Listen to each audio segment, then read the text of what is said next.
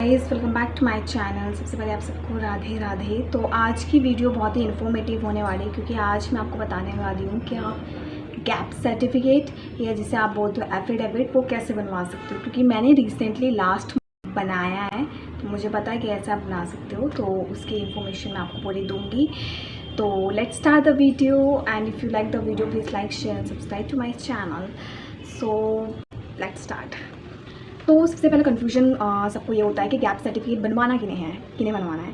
तो of course very simple answer कि जिन लोगों का भी गैप है वो नो मैटर वो किसी की बात हो सकता है। वो क्लास जब आपकी मतलब स्कूल था, स्कूल के बाद आपने 1 साल का गैप ले लिया आफ्टर 12 या आपने ग्रेजुएशन करने के बाद गैप ले लिया, तो वो गैप होना चाहिए। तो अगर आपका गैप है स्टडीज़ में तो आपको अपना गैप सर्टिफिकेट बनवा के रखना चाहिए। ओके, तो या सेकेंड थिंग जो पूछा जाता है वो ये है कि गैप सर्टिफिकेट बनवाएं कहाँ से। तो शुरू में बहुत ज़्यादा कन्फ्यूजन होता है सच में। तो एक्चुअली जब मैंने बनवाना था तो मैंने यूट्यूब में सर्च मारा, तो सर्च मारते मारते I get to know that कि आपको कहीं कोर्ट वगैरह में जाना होता है, वहाँ लॉयर वगैरह से बात करनी होती है, वो आपका गैप सर्टिफिकेट आपको बनवा के दे देते हैं। लेकिन मैंने जो अपना गैप सर्टिफिकेट बनाया वो नोटरी ऑफिस से बनाया। नोटरी ऑफिस का बेसिक काम ये होता है कि जितने भी आपके लीगल डॉक्यूमेंट्स हैं उनके ऊपर उनके स्टैंप होते हैं, उनके साइन होते हैं। तो कहीं ना कहीं वो लीगल डॉक्यूमेंट्स के ऊपर ही साइन वगैरह करते हैं और स्टैंप। तो मैंने एक्चुअली वहाँ से बनवाया था, या मतलब दोनों ही रास्ते हैं आपके पास। या तो आप कोर्ट से लॉयर की हेल्प से बनवा सकते हो या फिर आप क्या कहते हैं नोटरी ऑफिस, क्योंकि हर सिटी का अपना एक नोटरी ऑफिस होता है, डिपार्टमेंट होते हैं उसके। जैसे कि आई एम लिविंग चंडीगढ़, सो हमारी सिटी में भी कई नोटरी ऑफिस है अलग अलग जगह पे। पर जो मैंने बनवाया था वो बनाया था मैंने सेक्टर 17, वहाँ पे नोटरी ऑफिस है। इनिशियली हमें पता है जैसे सेक्टर 17 सेक्टर 17 इज़ ह्यूज, बहुत बड़ा है, तो उसको ढूंढने में बहुत टाइम लगा। But with the help of Google map वो हमें मिल गया था और मैंने वहीं जाके अपना, आप दोनों से बना सकते हो। नोटरी ऑफिस से भी आपका गैप सर्टिफिकेट बन जाता है आराम से और वो वैलिड होता है, ठीक है। ओके, नेक्स्ट क्वेश्चन इज़ कि फॉर्मेट क्या रहेगा गैप सर्टिफिकेट का। देखो फॉर्मेट तो जो उनका फॉर्मेट होता है, चाहे वो आप लॉयर से बनवा रहे हो चाहे आप नोटरी ऑफिस से बना रहे हो, उनका जो पर्टिकुलर फॉर्मेट होता है वो हर जगह वैलिड होता है। लेकिन अगर आपको लगता है कि आप ऐसी यूनिवर्सिटी या कॉलेज में जा रहे हो जिनका प्रोस्पेक्टस में अगर आप देखो, क्योंकि देखो अगर आपको पता लगाना हो कि मतलब हर कॉलेज का क्या फॉर्मेट है, तो यही होता है कि आपको कॉलेज की या यूनिवर्सिटी की साइट में जाना होता है। वहाँ पे प्रोस्पेक्टस का ऑप्शन होता है, उसमें जाके देखोगे तो वहाँ पे गैप सर्टिफिकेट के लिए भी अलग से एक फॉर्मेट दिया होता है। तो आप उस फॉर्मेट से बना सकते हो। वो फॉर्मेट आप उनके पास लेके जा सकते हो, नोटरी ऑफिस या वकील के पास, कि भाई सर या मैम हमें इसी फॉर्मेट में अपना गैप सर्टिफिकेट चाहिए, तो वो आपकी फॉर्मेट से गैप सर्टिफिकेट बनवा देंगे। ऑल्सो अगर कोई नीड नहीं है स्पेसिफिक फॉर्मेट की, तो जो उनके पास होता है वो वैलिड होता है हर जगह। मेरे केस में ये था कि मैंने जब देखा था तो मेरा जो फॉर्मेट था बहुत नॉर्मल था, तो उनके फॉर्मेट से काफ़ी मैच मतलब सेम ही था, तो मैंने फॉर्मेट उन्हीं का यूज़ किया जो उन्होंने मुझे बनवा के दिया था। नेक्स्ट क्वेश्चन है कि कितना टाइम लगेगा, how much time it take, कितना टाइम लगेगा इसको बनने में।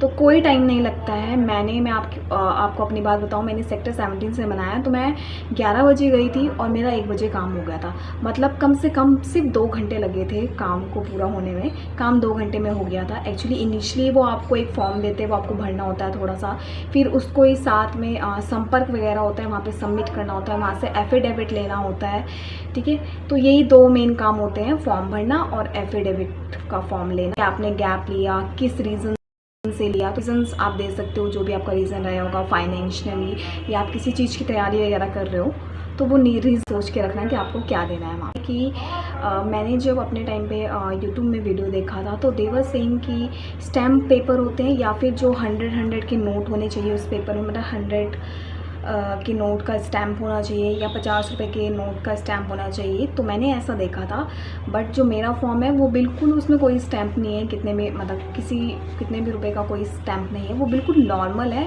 ऐसा नहीं है कि जो स्टैम्प वाले हैं वही चलेंगे, वही लीगल है, वही चलेगा, सिर्फ वही वैलिड है, ऐसा कुछ नहीं है। मेरा विदाउट स्टैम्प है। हाँ, उसमें नोटरी वाले के स्टैम्प हुए हैं, बट वो 50 रुपये का फॉर्म लेना, 100 रुपये का, वो चीज़ नहीं है।